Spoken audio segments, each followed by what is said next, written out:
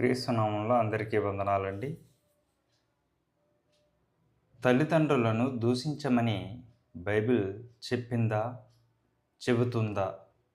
చెప్పింది, చెబుతుంది అనేటువంటి వాళ్ళకి నా సమాధానం ఏంటంటే,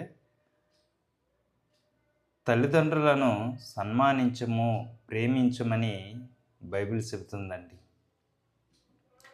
నిర్గమకాండము 20వ అధ్యాయం 12వ వచనం.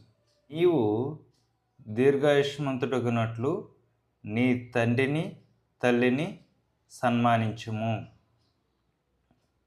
తర్వాత ఎఫెసీ పత్రిక 6వ అధ్యాయం 1-3 వచనాలు. పిల్లలారా, ప్రభువునందు మీ తల్లిదండ్రులను విధేయులయుండుడి, ఇది ధర్మమే, న్యాయమే. నీకు మేలు కలుగునట్లు నీ తల్లిని తండ్రిని సన్మానించుము.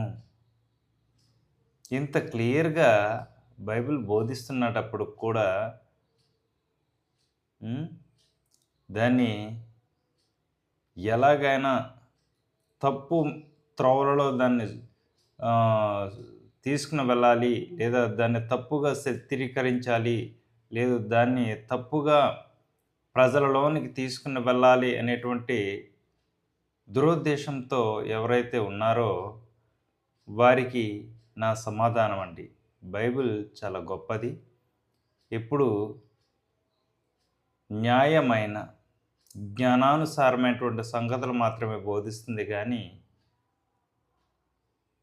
లేనివి ఉన్నట్టు ఎప్పుడు బోధించదండి.